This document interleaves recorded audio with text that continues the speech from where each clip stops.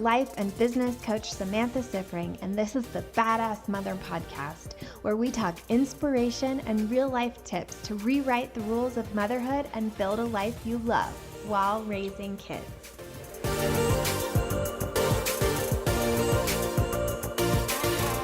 Hey mamas, welcome to episode 28. Every single week, I feel like I'm just blown away by how many episodes there's been so far, and this week is no exception. I feel like we're almost at 30. How is this happening? Sometimes when you start out on a new venture, like a podcast or something like that, I don't know about you, but I feel like I have this idea that I'm going to run out of content ideas or I won't have enough to say.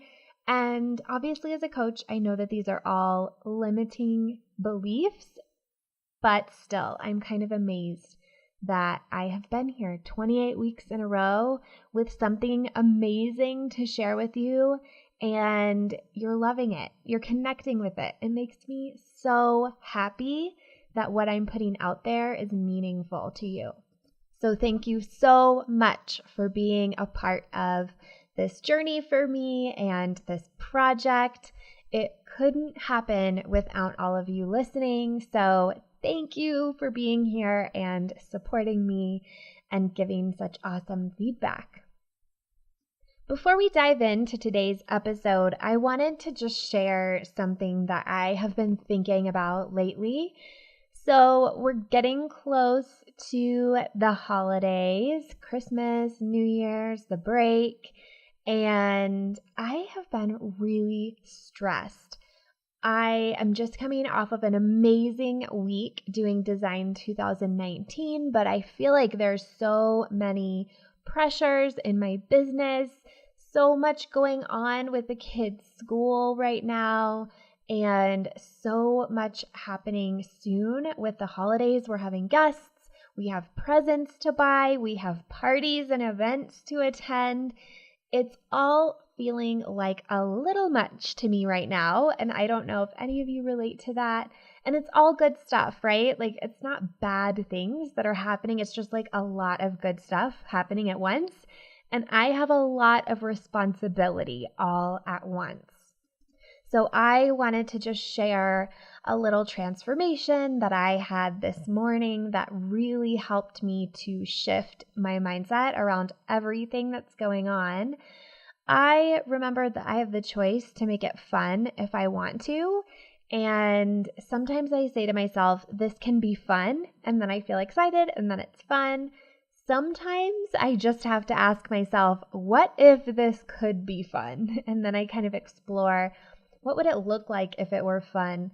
You know, sometimes the leap from negative to positive is one that we're just not able to do in that moment. And sometimes we have to leap from negative to neutral or to curious. And that is what I tried. And I felt like it really got me in a better space, a better mood, because really this all can be fun. Recording this podcast can be fun. Finding my ideal clients can be fun. Hearing no from people can be fun because it's opening up space for the perfect people for me to work with.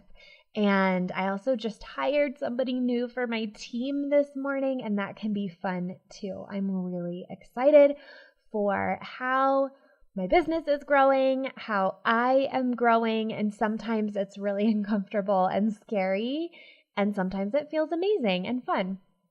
So I just wanted to share that with you, and I think it's a really good lead-in to today's topic, which is imposter syndrome. So even if you think that you don't know what imposter syndrome is, I guarantee you've experienced it. I don't think I have met anybody who has not experienced imposter syndrome. So today I'm going to be talking about how to overcome it. But first, I want to talk about what it even is. And I asked in a Facebook group this week for people to share some of the thoughts that come up for them when imposter syndrome is taking over their brain. So I'm going to start off reading a few of those, and raise your hand, or if you're driving, just mentally raise your hand if you identify with any of these thoughts. Who am I to do this? Everyone else is better and more qualified. I'm a fraud. What do I know? I need to learn more. I don't know enough.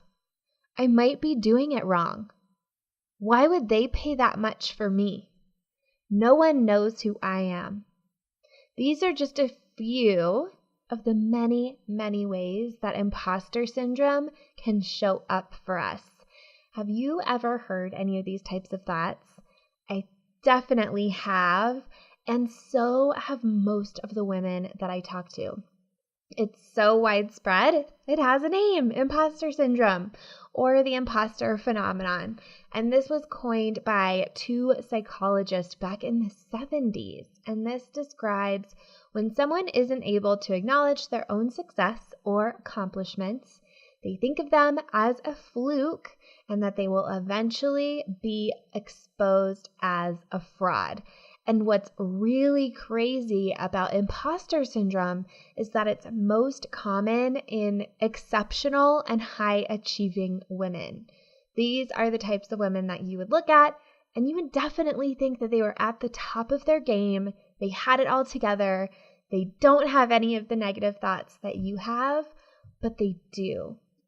And whether you all will acknowledge it about yourself or not, I believe that you all fall into that category as well of exceptional and high achieving women. I think you have really high standards for yourselves. You're chasing after some big ambitious goals, and you really do have something exceptional about you. And you have this little voice inside your head that tells you you don't, and you're not good enough, and you're a fraud, and everyone's going to find out that you don't know what you're talking about, so you better stay quiet. I have a hunch that this is true about you because I find it in every single one of my clients. They are struggling to charge money for what they offer. They don't believe that they have a real business or that they're a real business owner because they're working from home, maybe with the kids nearby. I know I have one client with a young baby who is almost always in her arms or at her feet while she's working. They also don't have traditional training or education in what they offer sometimes. So even though they have years of experience in it and they're really freaking good at it, they think that maybe they need to go back and get some kind of a certification or more training or learn more. But that is total BS. I have struggled with this too. Sometimes I think, who am I to have a podcast? There's so many amazing podcasts out there, and they are all so much better than mine, and I don't really have anything to add to the conversation or to the world, so I should just not have a podcast because it's just redundant. Sometimes I will also think, how can I be a coach when I'm not a certified coach? And what's so funny about this one is when I'm in a really low place, sometimes I'll be like, oh, I need to research coach certification programs. I need to go back and become certified. And meanwhile, every single one-on-one client who has ever worked with me has specifically told me that the reason they picked me is that I have a master's in counseling and they wanted somebody with that background. Even though we're working on building their business, they wanted somebody who could handle their crazy moments and help them walk through the mindset piece. So this is what I'm talking about. This imposter syndrome is not based in reality or facts. It is totally based in our fears and our negative thinking about ourselves. It's not real. It is totally made up. And when we're in the midst of it, when we're in the middle of our own negative thinking, it's so hard to see out of it. And this is why coaching is so powerful. So here is what I've learned. Imposter syndrome can definitely defeat us. It can keep us stuck. It can keep us totally paralyzed from moving forward, or we can start to do the work to take charge and move forward, even though those thoughts are there. But when we're letting those thoughts, our default thinking, control us by not being aware of it, not being intentional with our thinking, imposter syndrome will cause our mind to look for reasons why we're not good enough, or why we don't know what we're talking about, or why we're a fraud, or why we haven't accomplished enough to chase our goals, because our brains look for evidence to support our beliefs. Imposter syndrome then becomes a self-fulfilling prophecy in our own minds. When we're not feeling good enough, we look for evidence about why we're not good enough, and we end up taking actions that are not good enough because we're from this place of fear and holding back and not being good enough. But if we challenge it and focus our minds on coming up with reasons why we're actually perfect for what we're doing and why we must bring our unique message to the world, we can feel incredibly empowered instead of defeated, and we can actually rise to the challenge. And even though we may still have that voice inside that's a little bit doubtful, we can make huge strides and impact in the world. Okay, so now you might be wondering, what do I do next?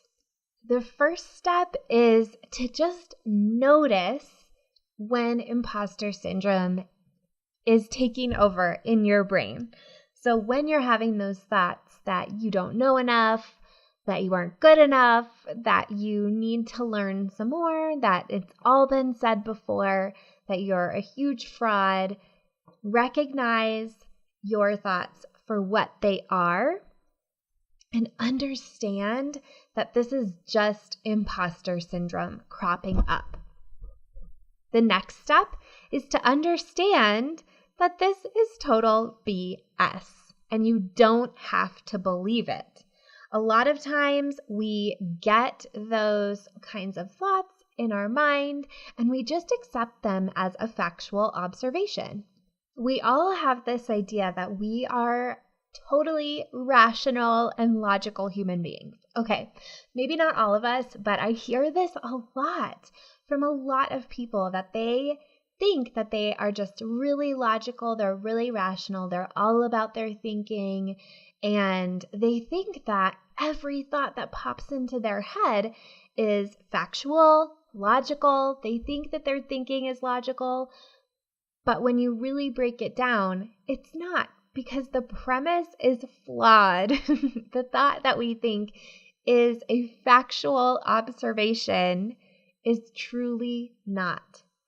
So question when these thoughts come up, question them.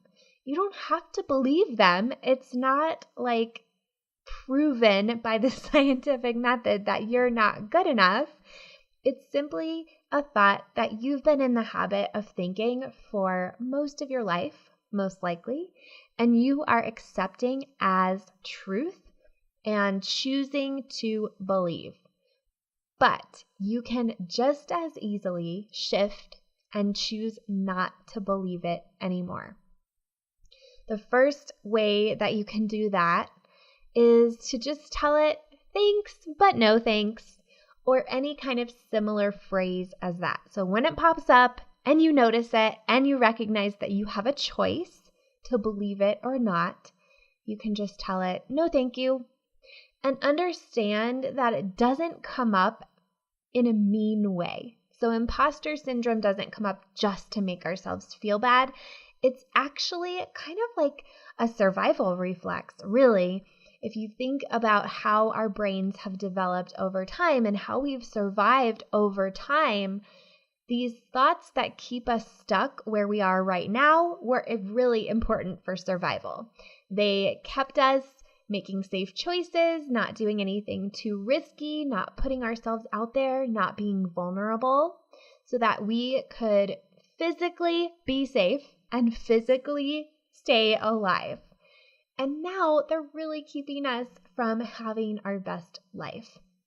So that's why I suggest when these thoughts come up, really be thankful, but also tell them no thanks. So you can have gratitude. Thank you, brain, for trying to keep me alive. Thank you for caring about me and having this awesome survival instinct. But going live on Facebook or launching a podcast or whatever it may be, charging higher rates is not going to kill me. I can handle it. And this is actually in service to my goals. So just the very swift but gentle shutdown is kind of your first little option there. And a lot of times I think just gaining awareness is truly the first hurdle. And then in that awareness, recognizing that there's a choice is the next hurdle.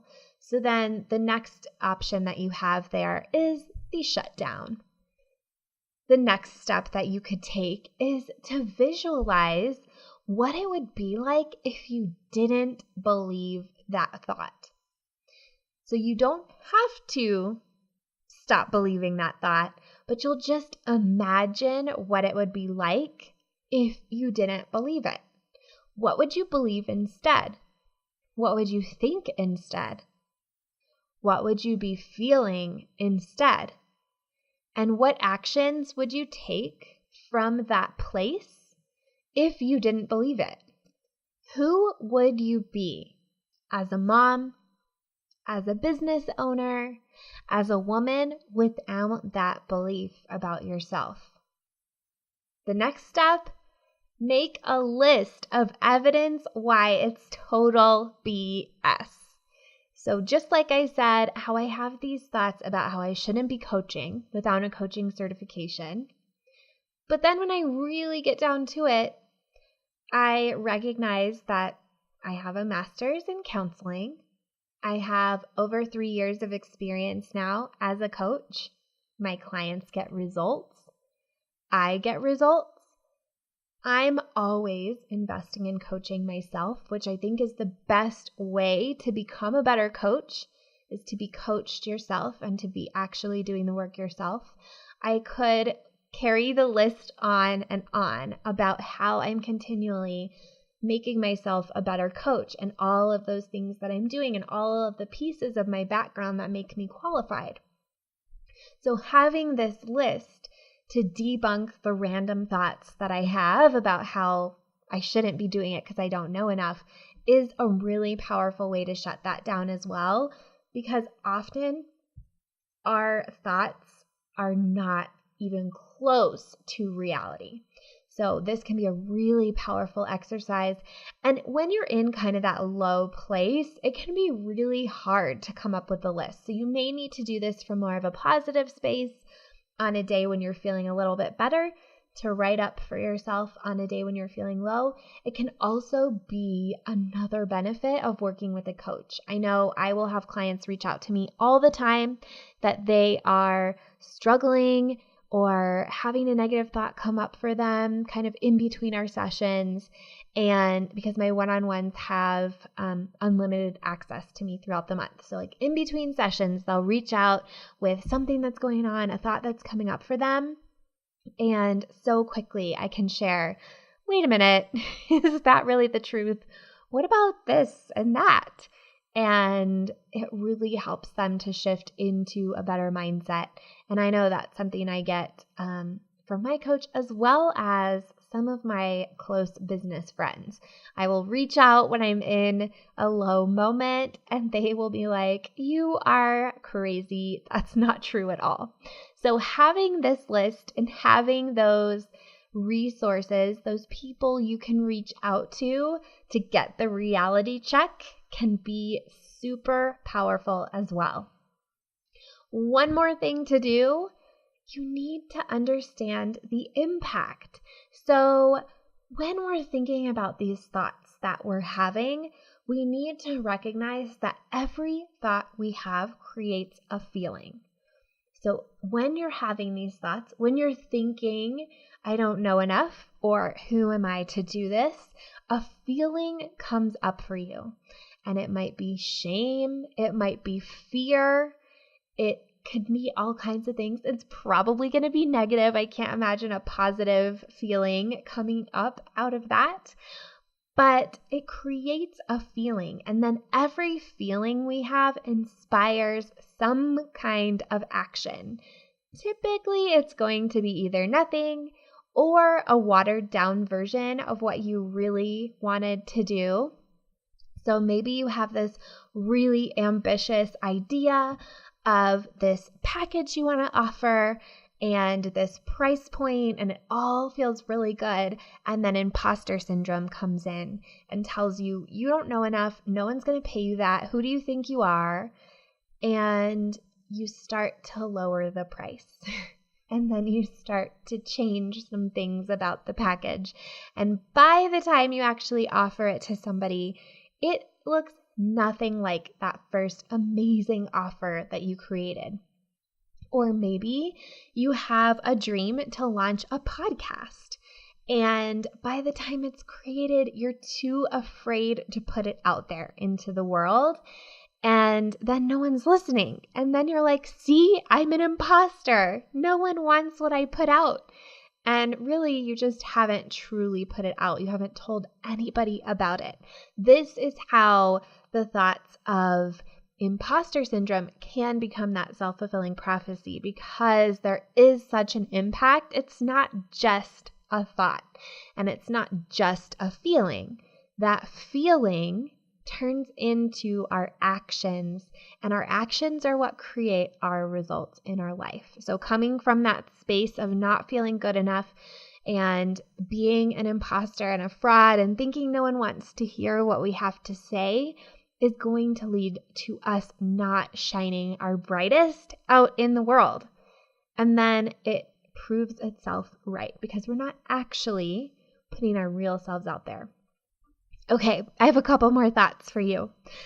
The first is, what would you rather think? Looking at this, do a little brainstorm about what thoughts are available to you that you would rather think. What about, I have a powerful message to share with the world? Or, the world needs what I'm offering? Or, I will figure this out? Or whatever else you can dream up. All of those are going to create feelings of motivation, commitment, determination, self-love, and conviction that are going to get you moving and taking different kinds of actions that will allow you to really shine and make a difference, which I know is what you want to do, and I know you can do it. All right. I hope that this really inspires you and serves you and helps you to kick imposter syndrome to the curb. Because if you're listening to this, then I know that you have a powerful message. I know that you are really freaking good at what you do. And I know that the world needs to know about you. Not nearly enough people know about you, and they need to. And imposter syndrome is keeping you from the visibility you need to get out there and tell people about what you're doing and be discovered. So I really, really encourage you to do this work. Reach out to me if you have to. Join my group. Let's talk about it. Because this should not be holding you back. This held me back for so long from my big goals. It held some of my clients back for so long before they were brave enough to take that step. And I don't want that to happen to you. I want you to hear this. I want you to know that imposter syndrome is not true, that these thoughts you're having are not true, and that it is so worth it to take action despite them, to push past them, to put your work out into the world, to make a difference. And we need you to do that. And you should do that, because you're going to feel amazing doing that. And it's going to be a little scary, but I'm here for you, and we can do this together. All right, I hope you have an amazing rest of your week, and I hope you're getting in the holiday spirit. And if not, I prescribe some more Christmas music and some more holiday movies.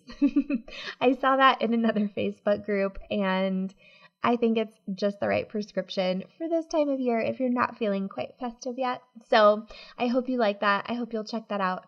And I would love to see you over in my Facebook group if you are struggling with imposter syndrome. You need to just be brainwashed by positivity and support and sisterhood. So hop on over to Online Business Building Mamas and join. The link to join is facebook.tbhcoach.com, and I will see you there. All right, talk to you later. Bye.